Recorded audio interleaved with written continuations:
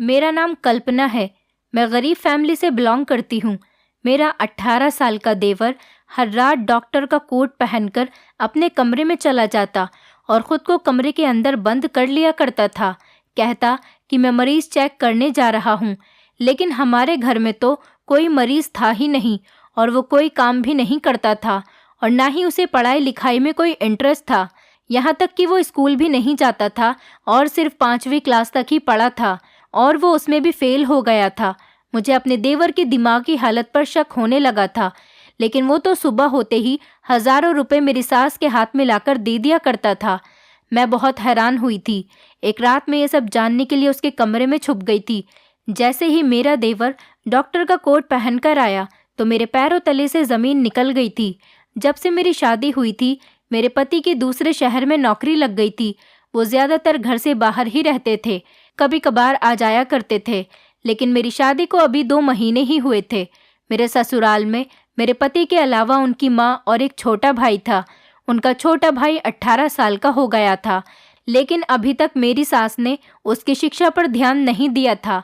वो छोटा था, इसलिए मेरी सास अपने छोटे बेटे से बहुत ज़्यादा प्यार किया करती थी और लाड किया करती थी। वो कुछ भी करता उसको रोक टोक नहीं करती थी। मेरे ससुराल का घर किराए पर था और मेरे पति की सैलरी भी बहुत कम थी, इसलिए वो दूसरे शहर में नौकरी के लिए शिफ्ट हो गए थे। मेरे ससुराल के हालात बहुत ज़्यादा कमज़ोर थे और ऊपर से हर महीने किराए की टेंशन रहती थी। मेरा देवर सारा सारा दिन घर से बाहर भी नहीं निकलता था, बस मोबाइल में ही लगा रहता था और मेरी सास उससे कुछ नहीं कहती थी। मैं, माँ जी और मेरा देवर हम तीनों साथ बैठकर खाना खा रहे थे, मगर आज मेरा देवर कुछ उदास सा लग रहा था।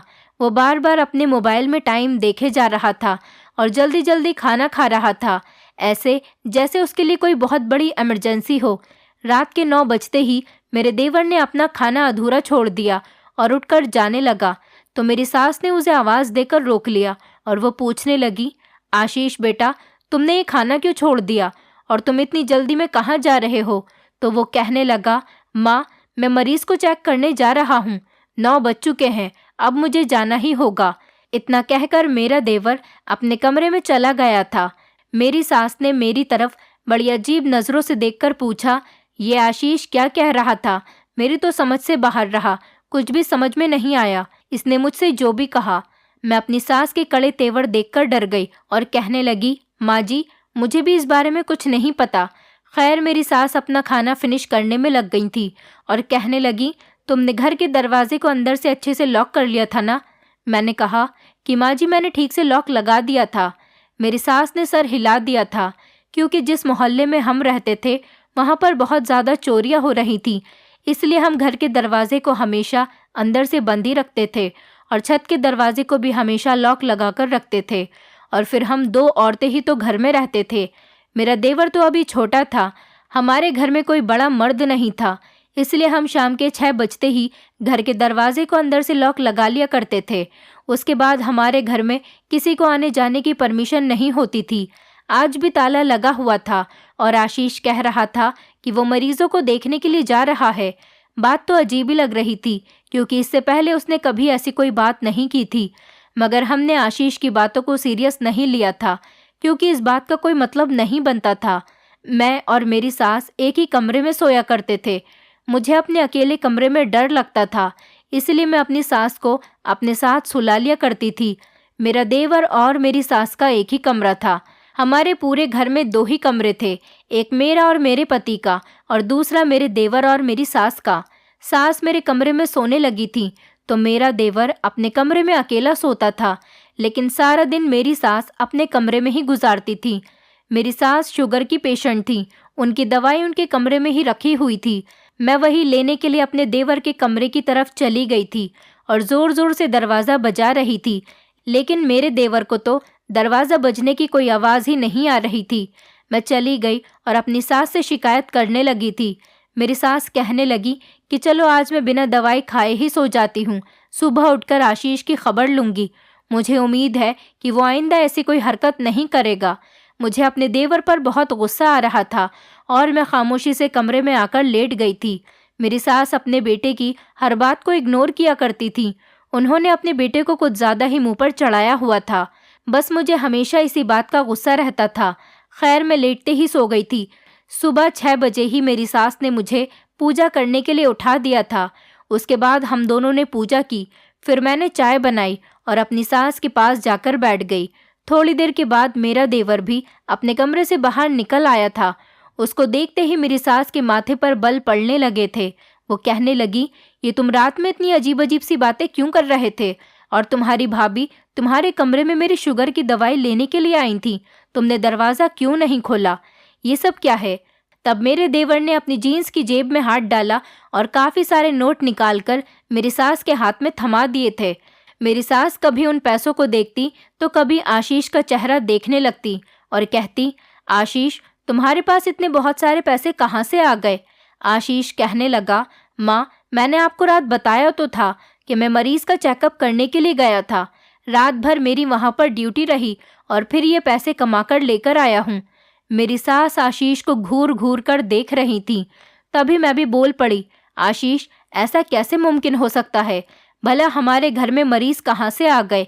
मेरे देवर को गुस्सा आ गया और कहने लगा, आपको क्या लगता है भाभी, मैं आपसे झूठ बोल रहा हूँ? आप लोगों को तो कभी मेरी बात पर यकीन ही नहीं आएगा। मैं ये पैसे अपने फिजूल खर्च में उड़ाने के लिए नहीं, बल्कि घर की परेशानियां ही दूर करने के लिए आपको दे रहा हूँ। क्या इतना ही काफ़ी नहीं है या और कुछ भी बताऊं? मेरा देवर जिस अंदाज में मुझसे बात कर रहा था, बड़ा ही अजीब लग रहा था। मैं जान गई थी कि वो ये सारी बातें मेरी सास को सुनाना चाह रहा था और अपनी माँ पर ही ढाल रहा था। तभी मेरी सास ने वो पैसे अपने हाथ में ले लिए और उसके बाद मेरे देवर से कोई सवाल नहीं किया। मेरा देवर नाश्ता करने बैठ गया था और नाश्ता करने के बाद कहने लगा, मैं बहुत थक गया हूँ, अब आराम करना चाहता हूँ। आशीष के जाने के बाद मेरी सास मुझसे कहने लगी कि कल्पना, तुम्हारी ये ड्यूटी है कि तुम्हें अपने देवर पर कड़ी नज़र रखनी है। आखिर ये सब कर क्या रहा है? तुम्हें मुझे सारी खबरें लाकर देनी है कि तुम्हारा देवर ये पैसे कहाँ से लाया है। मैंने अपनी सास से वादा कर लिया कि मैं ऐसा ही करूँगी। हमारे घर के हालात बहुत ख़राब हो रहे थे और इतने टाइम से मेरे पति ने पैसे भी नहीं भेजे थे। उनसे फ़ोन पर बात करती और पैसों के बारे में कहती तो वो कहते, यहाँ पर मुझे सैलरी थोड़ी लेट मिलेगी। अब इन पैसों से हमारी हिम्मत बंध गई थी, क्योंकि मकान मालिक ने किराया मांग मांग कर हमारा दिमाग ख़राब कर दिया था। मेरी सास बताती हैं कि ये मकान उनका ही था, लेकिन काफ़ी सालों पहले मेरे ससुर के मरने के बाद उनके इस मकान पर कब्ज़ा कर लिया गया था। उसके बाद जब वो यहाँ आई तो उन्हें पता चला कब्ज़ा करने वाला आदमी भी कोई और नहीं बल्कि मेरे ससुर का भाई था, और वो ही अब इस घर का मकान मालिक है जो हम लोगों को परेशान करता है। रिश्तेदार होने के बावजूद भी टाइम से पहले ही किराया मांगने आ जाता है। मेरी सास ने अपना मकान लेने के लिए अदालतों के चक्कर भी बहुत लगाए थे, लेकिन फिर भी मेरी सास ने सारा मामला हालात पर छोड़ दिया था और भगवान से प्रार्थना की थी कि एक दिन भगवान, तू मेरे देवर को इतना ही परेशान करना जितना वो हमें कर रहा है। तब तक मेरे ससुराल वालों का गुजर बसर कैसे होना था, इन लोगों को कुछ समझ में नहीं आ रही थी।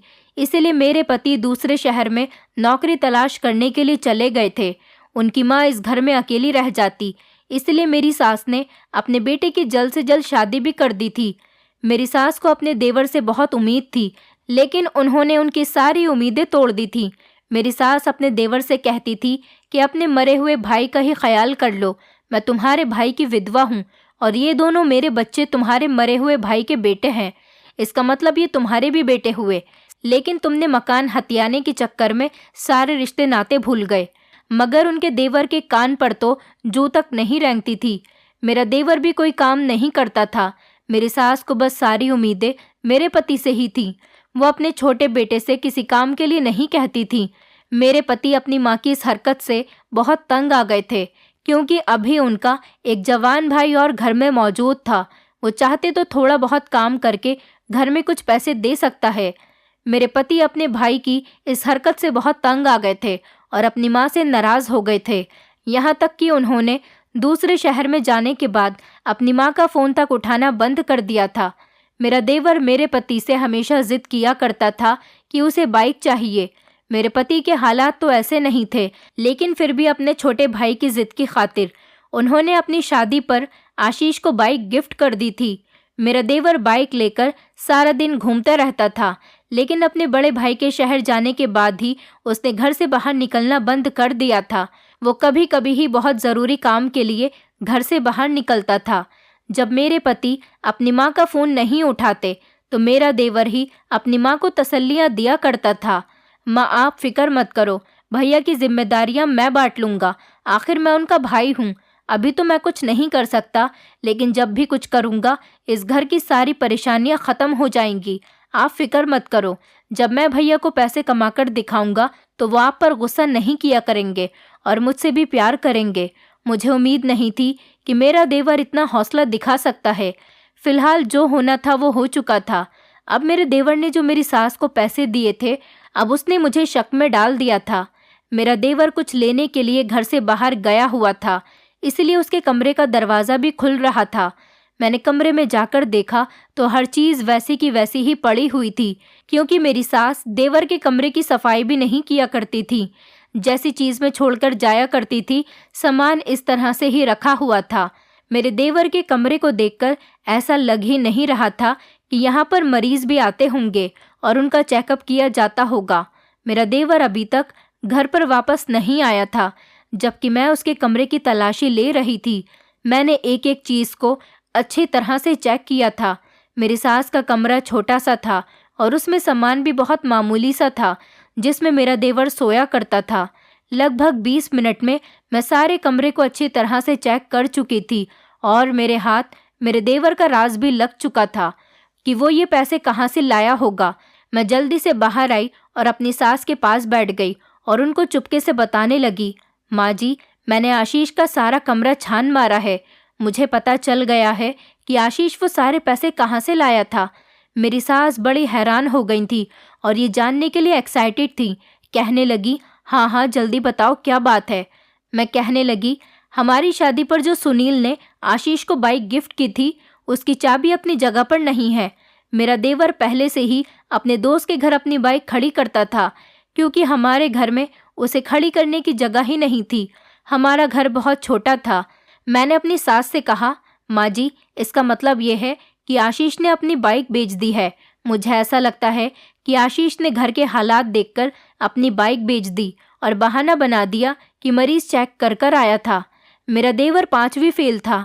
5वीं फेल इंसान डॉक्टर तो कहीं से भी नहीं बन सकता था। मेरी बातें सुनकर मेरी सास की आंखों में आंसू आ गए थे। वो कहने लगी, मेरा आशीष शुरू से ही ऐसा है, सबका ख्याल रखने वाला। उसने हमारा पेट पालने के लिए अपनी फेवरेट बाइक ही बेच दी, जबकि उसने अपने भैया से ये बहुत जिद करके ली थी।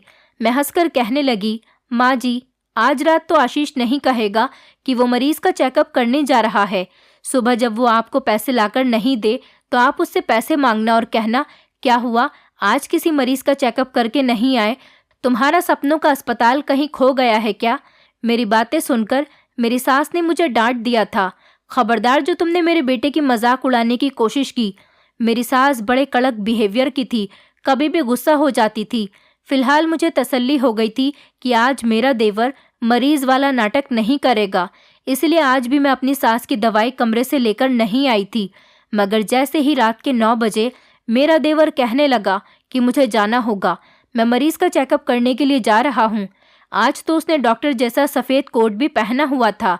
इतना कहकर वो अपने कमरे में चला गया और कमरे के दरवाजे को अंदर से बंद कर लिया। और सुबह होते ही फिर आशीष ने ढेरों पैसे मेरी सास के हवाले कर दिए थे। अब वो बाइक इतनी भी कीमती नहीं थी कि उसके इतने ज़्यादा पैसे आ सकते थे। यकीनन मेरा देवर कुछ और कर रहा था।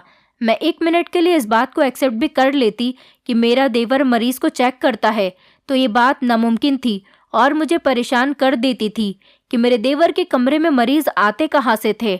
और उसके कमरे में तो कोई खुफिया दरवाज़ा भी नहीं था। वो तो बस छोटा सा ही कमरा था, जिसके कोने कोने को मैं अच्छी तरह से जानती थी, क्योंकि पूरे घर की सफाई करना मेरी ही जिम्मेदारी थी। कई रातों से अब मेरे देवर का यही रूटीन बन गया था। वो रोज़ यही कहता कि मैं मरीज़ का चेकअप करने के लिए जा रहा हूँ, और सुबह होते ही वो मेरी सास के हाथ में बहुत सारे पैसे थमा दिया करता था। मैंने सोचा कि चोरी चुपके जासूसी करने से कुछ भी हासिल नहीं होगा। मैंने फैसला किया कि मैं आशीष से ही पूछ लेती हूँ, आखिर तुम ये सब कुछ करते क्या हो? मेरा देवर जब सुबह सोकर उठा तो मैंने उससे कहा, आशीष, मुझे तुमसे कुछ बात करनी है। वो बड़ा हैरान हो रहा था और कहने लगा, हाँ कहिए भाभी, आपको क्या कहना है। मैं कहने लगी, तुम्हारे पास इतने सारे पैसे आते कहाँ से हैं। मेरे देवर के चेहरे के एक्सप्रेशन ही बदल गए थे। वो खूंखार निगाहों से मुझे देखने लगा और कहने लगा, आप लोगों की समझ में क्यों नहीं आ रहा। मैं इतने दिनों से आप लोगों को यही बता रहा हूँ कि मैं मरीज का चेकअप करने के लिए जाता हूँ, तो फिर भी आप मुझसे ये सवाल क्यों कर रही हो। मैं कहने लगी, अच्छा तो फिर मरीज कहाँ से आते हैं तुम्हारे पास। मेरा देवर चिल्लाकर कहने लगा, भाभी अब बस करो मुझ पर शक करना। जो मैंने बता दिया बस उसी पर ही यकीन कर लो। मैं बहुत डर गई थी, क्योंकि अगर मेरी सास ने देख लिया कि मैं अपने देवर से बातें पूछ रही हूँ तो वो मुझ पर चिल्लाएंगी, क्योंकि ये उनका लाडला बेटा था और वो अपने लाडले बेटे को कुछ भी कहने नहीं देती थी। मैं जल्दी से उठकर उसके कमरे से बाहर निकल आई थी। आशीष अपनी माँ का कुछ ज़्यादा ही लाडला बेटा था और इसीलिए वो इस बात का फ़ायदा उठाया करता था। वो किसी के साथ भी बदतमीज़ी किया करता था। मेरी सास उससे कुछ नहीं कहती थी। आज भी उसने मुझे डराकर चुप करवा दिया था, मगर वो मेरे दिमाग से सवाल तो नहीं मिटा सकता था। मैंने सोचा कि इस मामले में मेरी सास को अपने छोटे बेटे पर सख्ती करनी चाहिए और उससे पूछना चाहिए कि आखिर वो इतने सारे पैसे लेकर कहाँ से आता है। इसीलिए मैंने अपनी सास को जाकर बताया कि आप अपने बेटे की तरफ से इतनी बेफिक्र कैसे हो सकती हैं। वो कम उम्र का जवान लड़का है। आप उससे सवाल कीजिए कि वो इतने सारे पैसे लाता कहाँ से है, और ये भी पूछिए कि वो क्या करता है। मेरी सास बहुत परेशान नजर आ रही थी। वो कहने लगी, अगर मैं आशीष से बात करती हूँ तो वो गुस्सा होकर मेरे पास से ही उठकर चला जाता है। अब मैं बहुत ज़्यादा उलझकर रह गई हूँ।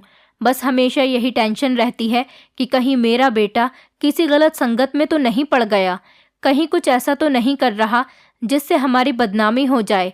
मगर फिर सोचती हूँ कि आशीष तो सारा दिन अपने कमरे में सोया होता है और रात के 6 बजते ही घर के गेट को ताला लगा दिया जाता है। न कोई घर से जाता है और ना ही कोई आता है। ऐसे में मैं अपने बेटे पर कैसे शक कर सकती हूँ। मगर फिर वो ये पैसे कहाँ से लाता है, मैं कुछ नहीं जानती। कल्पना, मैं बहुत परेशान हूँ। ये बात मैं सुनील से भी नहीं कर सकती। वो तो वैसे भी आशीष की वजह से मुझसे बहुत ज़्यादा नाराज़ रहता है। ये बात सुनेगा तो और भी ज़्यादा नाराज़ हो जाएगा। मेरी सास फूट फूट कर रोने लगी थी। सास की बेबसी देखकर मेरा दिल भी दुख रहा था। मैंने अपनी सास को दिलासा दिया और कहा कि आप टेंशन मत लो, सब कुछ ठीक हो जाएगा और एक दिन ये भी पता चल जाएगा कि आशीष क्या करता है और कहाँ से पैसे लेकर आता है। मेरी सास कहने लगी कि ये मेरा देवर मर क्यों नहीं जाता, इसकी वजह से ही हमारे घर में परेशानियां आई हैं। हमारे हाथ से मकान तो चला ही गया, साथ साथ हमें अपने ही घर में रहने का किराया भी देना पड़ता है। मेरा बड़ा बेटा भी घर की परेशानियां दूर करने के लिए हमसे दूर दूसरे शहर में बैठा हुआ है। वो तो अच्छा हुआ कि मेरे बेटे की शादी हो गई। अब मुझे अपने छोटे बेटे की शादी की फिक्र लगी रहती है। अगर हालात ऐसे ही रहे तो मैं आशीष की शादी नहीं कर सकूंगी। अपने बड़े बेटे की तो शादी देख चुकी हूँ, छोटे बेटे की भी शादी अपनी आंखों से देखने के बाद मैं सुकून से मर तो सकूंगी ना। फिलहाल मैं अपनी सास को तसल्ली ही दे सकती थी, इसके अलावा कुछ नहीं कर सकती थी। मैंने महसूस किया था कि मेरी सास भी अब अपने बेटे की हरकतों से डरने लगी थी। न जाने ये डर पैसे का था या फिर वो अपनी जवान औलाद को कुछ कहने से डरती थी। तभी हमारे दरवाजे पर दस्तक हुई तो मैंने उठकर दरवाज़ा खोल दिया। सामने एक बहुत ही प्यारी सी लड़की खड़ी हुई थी। उसने हंसकर मुझे देखा। वो लड़की बहुत ज़्यादा खूबसूरत थी।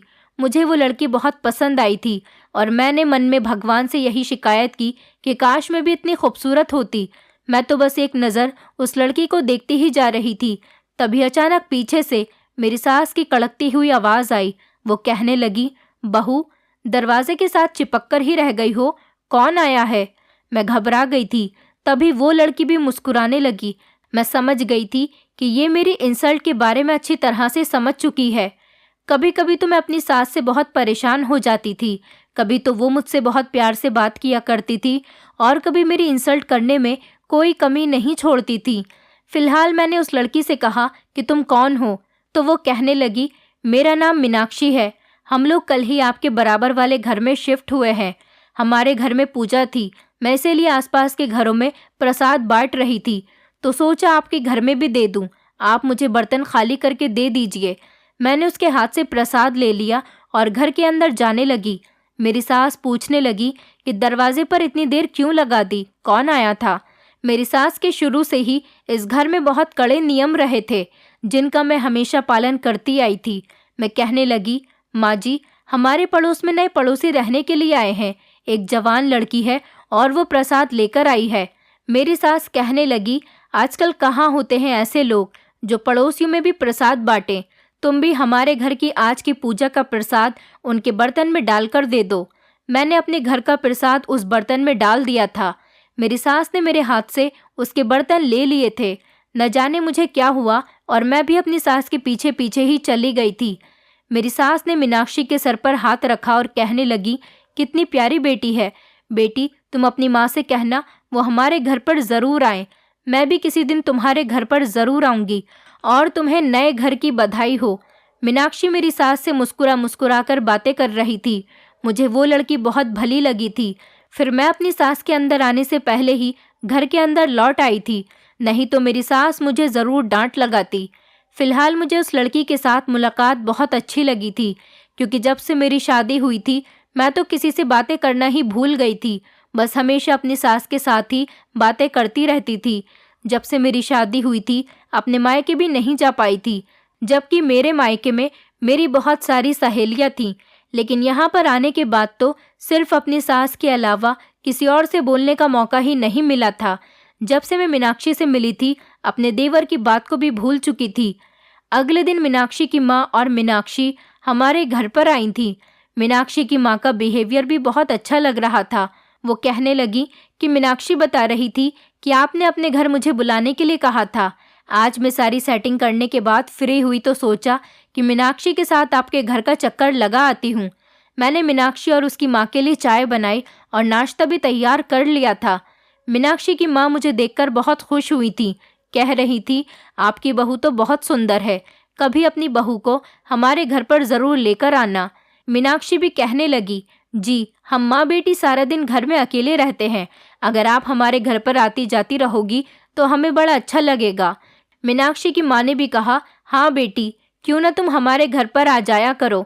हमारे घर पर कोई मर्द भी नहीं होता, सिर्फ मेरे पति हैं जो सुबह ही नौकरी पर निकल जाते हैं और रात को घर में घुसते हैं। मीनाक्षी भी यहाँ पर जॉब ढूंढ रही है और जैसे ही उसकी भी जॉब लग जाएगी तो ये जॉब पर चली जाया करेगी और मैं घर में बिल्कुल अकेली हो जाऊंगी। इसीलिए मेरा टाइम पास करने के लिए कभी तुम मेरे घर आ जाया करो तो कभी मैं तुम्हारे घर पर आ जाया करूंगी। मैंने कहा, जी आंटी, मैं आपके घर ज़रूर आऊंगी। मैंने दिल में सोचा कि आंटी की उम्र भी तो मेरी सास की उम्र से थोड़ी कम ही होगी और जब मीनाक्षी ही घर पर मौजूद नहीं होगी तो फिर मैं आपके घर आकर क्या करूंगी। लेकिन फिर सोचा कि अभी तो मीनाक्षी की जॉब नहीं लगी, अभी मैं आंटी के घर पर जाकर मीनाक्षी से दोस्ती बढ़ा सकती हूँ। मैंने सोच लिया था कि मैं कल ही बहाने से मीनाक्षी के घर ज़रूर जाऊंगी। बाद में जब मीनाक्षी की जॉब लग जाएगी तो उससे मुलाकात का ज़्यादा मौका ही नहीं मिल पाएगा। इसी तरह से मैं अगले दिन किसी काम से मीनाक्षी के घर पर चली गई थी। मेरी सास तो अपने बेटे की परेशानी को लेकर इतना ज़्यादा उलझ गई थी कि उन्हें तो अब मेरी भी ज़्यादा टेंशन नहीं रहती थी। इसीलिए उन्होंने मुझे मीनाक्षी के घर जाने की परमिशन भी आसानी से दे दी थी।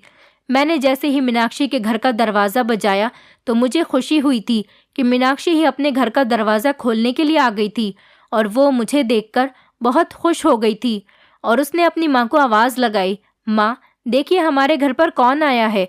पड़ोस में रहने वाली भाभी आई हैं। वो मुझे घर के अंदर बुलाने लगी और उसने मुझे सोफे पर बैठने के लिए कहा। वो कहने लगी, भाभी आप बैठिए, मैं आपके लिए पानी लेकर आती हूँ। मैंने पानी पिया और उन दोनों से बातें करने लगी। मीनाक्षी कहने लगी, भाभी आपके हाथ की चाय मुझे बहुत पसंद आई थी। मैंने कहा, तो फिर तुम्हें मेरे हाथ की चाय पीने के लिए हमारे घर पर रोज़ आना पड़ेगा। मैं तुम्हें रोज़ अपने हाथ की अच्छी चाय बनाकर पिलाऊंगी। इसी तरह से हम दोनों के बीच काफ़ी देर तक बातें होती रही थी। आंटी तो उठकर अपने कमरे में आराम करने के लिए चली गई थी। बातों ही बातों में मीनाक्षी ने मुझे अपने बारे में काफ़ी कुछ बता दिया था और मैंने भी उसको शादी से पहले से लेकर अब तक की सारी बातें बता दी थी और अपने हस्बैंड का फ़ोटो भी दिखा दिया था। देखते ही देखते मीनाक्षी मेरी बहुत अच्छी फ्रेंड बन गई थी। मीनाक्षी की मम्मी भी हम दोनों को एक साथ देखकर बहुत खुश होती थी।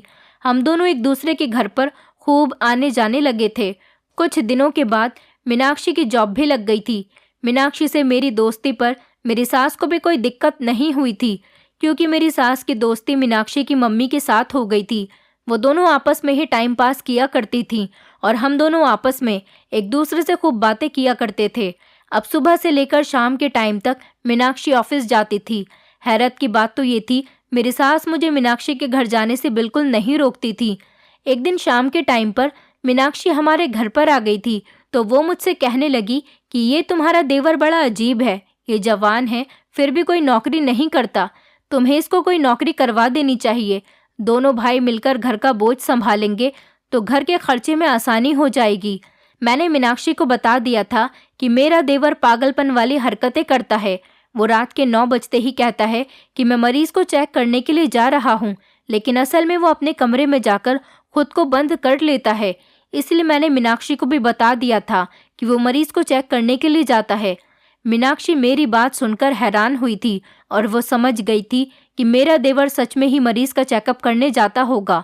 वो कहने लगी, लेकिन ये तो बहुत अच्छी बात है कि वो मरीज का चेकअप करने जाता है, लेकिन तुम मुझे इतना एतराज़ के तौर पर क्यों बता रही हो कि वो अपने कमरे में जाने के बाद मरीज को चेक करता है?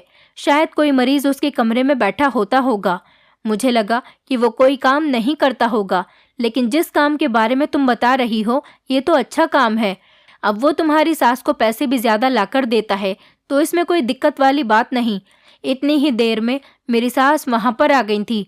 मैं मीनाक्षी से कुछ और कह पाती, अपनी सास के आने से खामोश हो गई थी और हमारी बात वहीं पर अधूरी रह गई थी।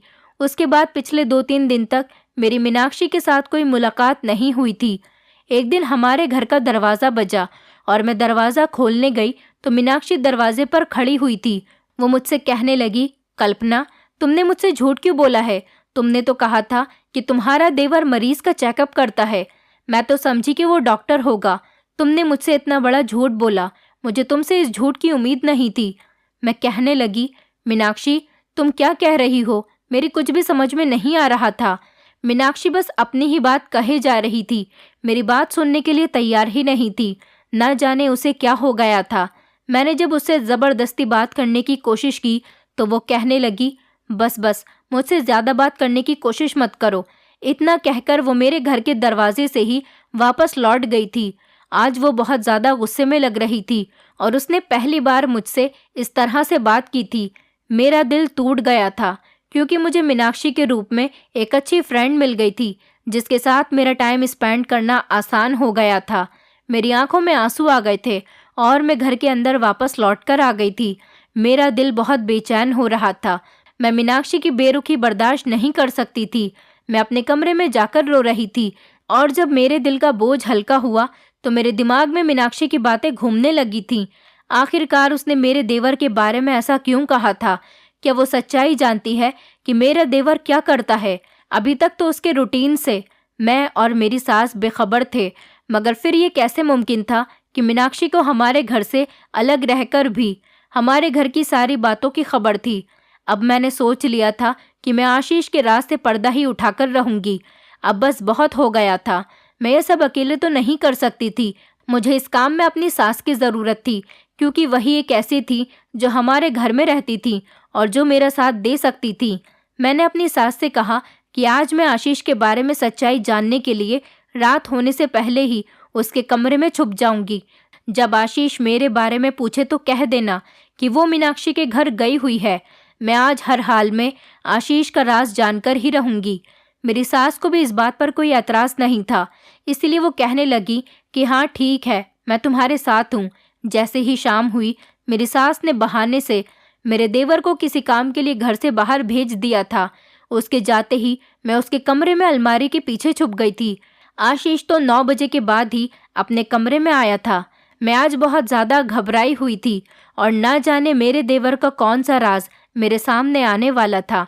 इसी तरह से वक्त गुजरता गया और ठीक 9 बजे आशीष डॉक्टर का कोट पहनकर कमरे में आ चुका था। उसने कमरे में आते ही अंदर से कमरे को बंद कर दिया था। फिर उसने अपना एक बैग उठाया और उसके अंदर से ग्लव्स निकालकर पहन लिए और मास्क भी निकालकर चेहरे पर लगा लिया था। वो बिल्कुल असली डॉक्टर की तरह ही लग रहा था। अब मेरा दिल ज़ोर ज़ोर से धड़क रहा था। न जाने मरीज़ कहाँ से आएंगे। तभी मेरे देवर ने एक अजीब सी हरकत की थी। उसने अपने कमरे की खिड़की खोल दी थी। ये खिड़की हमेशा बंद ही रहती थी, क्योंकि ये खिड़की हमारे घर के बैक साइड में खुलती थी। इसलिए मेरे पति ने इस खिड़की को ताला लगाकर रखा हुआ था। लेकिन इसकी चाबी मेरे देवर के पास क्या कर रही थी? आशीष ने बहुत सावधानी से वो खिड़की खोली और चेयर पर चढ़कर खिड़की से बाहर कूदकर निकल गया था। मैं हक्का बक्का खड़ी हुई उसे देख रही थी, मगर फिर मैंने भी आशीष का पीछा करने के बारे में सोचा। आशीष खूब तेज तेज कदमों से चला जा रहा था। मैं भी उसका पीछा ही कर रही थी। फिर उसने एक रिक्शा की और वो उसमें बैठकर जा चुका था। मैंने भी जल्दी से एक रिक्शा रोक लिया था और अपने देवर का पीछा करने लग गई थी। इसी तरह से रास्ता भी पूरा हो गया था और आशीष एक बड़े से बंगले के बाहर आकर खड़ा हो गया था। आशीष ने रिक्शा वाले को पैसे दिए और वो जा चुका था। जल्दी से मैं भी अपनी रिक्शा से उतर गई और रिक्शे वाले को पैसे देकर भेज दिया। आशीष तो बंगले के अंदर जा चुका था, लेकिन मुझे चौकीदार ने आगे बढ़ने से रोक दिया था। वो कहने लगा, आप अंदर नहीं जा सकती। मैंने कहा कि मैं आशीष की भाभी हूँ, वही मुझे अपने साथ लेकर यहाँ पर आया है। तब जाकर कहीं मुझे चौकीदार ने अंदर जाने की परमिशन दी थी और मैं उस बड़े से बंगले के अंदर चली गई थी। आशीष एक कमरे के अंदर दाखिल हो चुका था, जबकि मैं अभी उसका पीछा कर ही रही थी और उससे काफ़ी दूरी पर थी। वो एक नर्स से पूछ रहा था कि कमला की तबीयत अब कैसी है। नर्स ने इनकार करते हुए गर्दन हिला दी थी और कहने लगा, वो किसी भी टाइम इस दुनिया से जा सकती है। फिर मेरा देवर एक और कमरे में चला गया तो मैं भी उसका पीछा करती हुई चली गई। नर्स तो वहाँ से जा चुकी थी। मैं भी उस कमरे से बाहर खड़ी हुई थी जिसमें मेरा देवर गया था, लेकिन कमरे के बाहर से तो बहुत ज़्यादा बदबू आ रही थी। मुझे उल्टी होने वाली थी, लेकिन मैंने खुद पर कंट्रोल कर लिया था। तभी अचानक आशीष की नज़र मुझ पर पड़ गई थी। उसने मेरा हाथ पकड़ लिया था और कहने लगा, भाभी आप यहाँ पर क्या कर रही हो? चलो यहाँ से। मैं कहने लगी, आशीष तुम यहाँ पर क्या कर रहे हो और ये किसका घर है? मुझे भी बताओ। 5वीं फेल लड़के तुम डॉक्टर कैसे बन सकते हो? आशीष की आंखों में आंसू आ गए थे। वो कहने लगा, भाभी मुझे माफ़ कर दीजिए, मैं डॉक्टर तो नहीं हूँ। आशीष मेरा हाथ पकड़कर मुझे अंदर ले गया था। अंदर कमरे में एक औरत लेटी हुई थी जिसकी उम्र लगभग 50 साल से ऊपर लग रही थी। आशीष ने बताया कि भाभी इनका नाम कमला है और ये मेरी पत्नी है। मैं एक दिन रास्ते से जा रहा था तो ये डॉक्टर के यहाँ से अपना इलाज करवा कर आ रही थी। इनकी पूरी बॉडी पर एलर्जी है, जिसकी वजह से लोग इनसे दूर भागते हैं। इनका ड्राइवर भी इनकी मदद नहीं कर पा रहा था। घर में बहुत सारे नौकर लगे हुए हैं, लेकिन सभी लोगों को अपनी जान का खतरा है कि कहीं उनकी एलर्जी हमें न लग जाए, और इसी वजह से कमला के पति ने भी उसे तलाक दे दी थी। कमला के पास तो पहले से ही अपने पिता की बहुत सारी जायदाद है। इनके पास कोई औलाद भी नहीं। ये बिल्कुल तन्हा हो चुकी है। ये हॉस्पिटल की सीढ़ियों से उतर रही थी, तभी अचानक गिर गई थी, लेकिन कोई भी उनकी मदद के लिए आगे नहीं आ रहा था क्योंकि इनकी बॉडी पर बहुत ज़्यादा एलर्जी फैली हुई थी।